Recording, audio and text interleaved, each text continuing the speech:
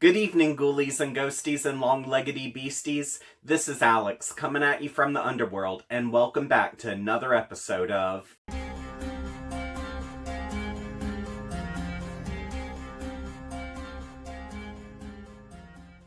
First off, I just want to say I hope everyone is doing well because I know that we're still under the coronavirus scare and also we're still self-quarantining. So I hope you're doing good, and if you are under the weather because of all of this, I hope you feel better soon.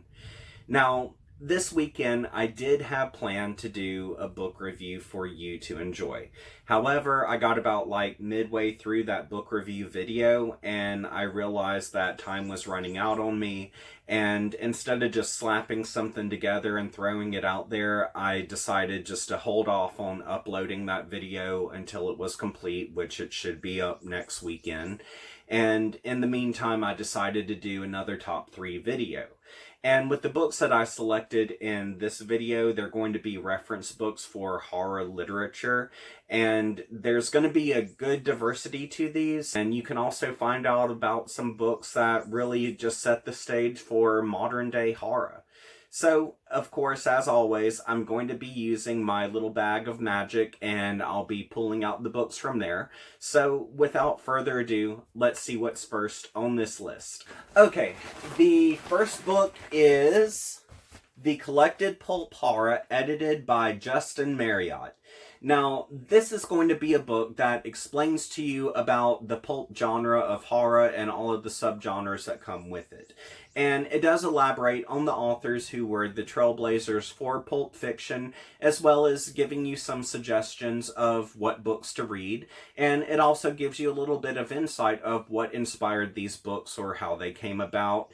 And what I found really interesting about this is there are so many titles in here that I really had not considered to be pulp fiction or that I did not realize were books. But of course, here they are. So this is really a good reference book to enjoy, especially if you're wanting to learn a little bit more about some books that you were a fan of, or you're just wanting to expand out your library. Now, the thing is, most of the books in here you can either find on ebook or print, but there are still a good portion of these books that are out of print, so you're not going to be able to get your hands on those unless you want to slam down a pretty penny. But for the majority of it, these are books that you can get in your hands before the day is over.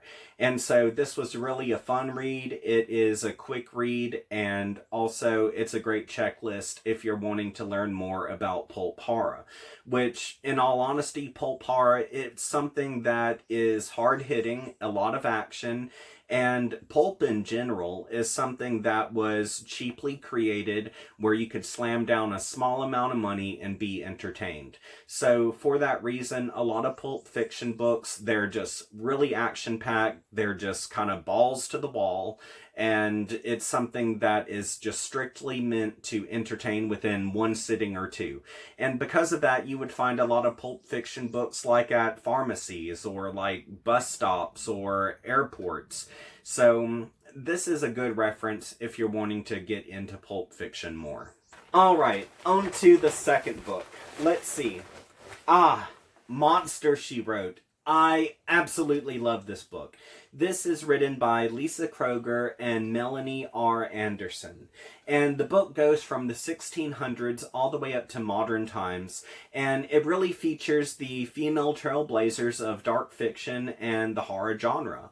And what I like about this is you have where each author has this author profile, and you read about what inspired that author, you read about the struggles they had, and also about their life in general. So you're getting a really good history lesson about these authors. But then at the end of each profile, which most of them are about 2 or 3 pages long, you will have a reference list of books that you should read by that author if you've never read that author before.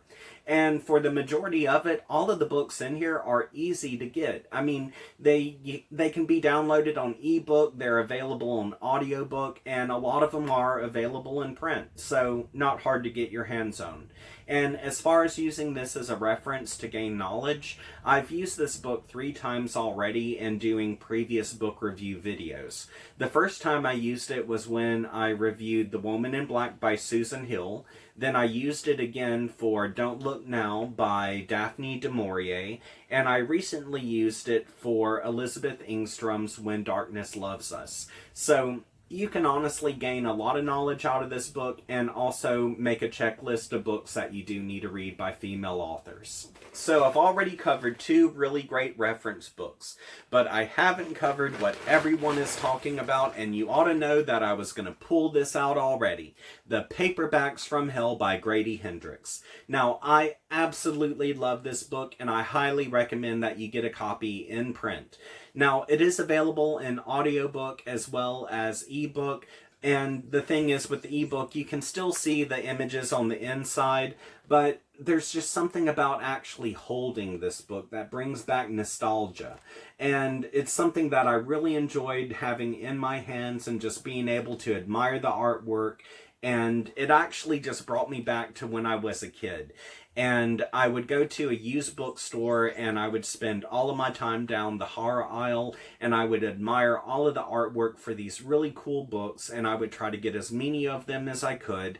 And with this, it really goes back to the trendsetters of The Exorcist, Rosemary's Baby, and The Other, and how every book that came after those really just advertised themselves as being as shocking as The Exorcist, or as chilling as Rosemary's Baby, or as blood-curdling as The Other. And so we have where it started there, and then it goes all the way up to the 90s. And it tells you about subgenres, it tells you about how the publishing houses treated their authors as well as their artists. And so there's a lot of information in here that I simply just did not know. And even though the referenced books in here, which I do use this as a checklist, even though the reference books in here are mostly in ebook, audiobook, or print, there are still a lot of titles that are out of print, which I really hope they go into print one day because I would love to read them. And at the moment, we do have where Valancourt Books are doing the Waves of Paperback from Hell series. And this is where with each wave, they're releasing about 5 different books that will allow you to be able to get your hands on something that's been out of print since like God knows when. So I hope they continue doing that. So far, there's like 10 books out at the moment. I believe they have an upcoming one in the summer, but I haven't heard anything about an actual 3rd wave yet. So here's hoping to them continuing forward on what they're doing.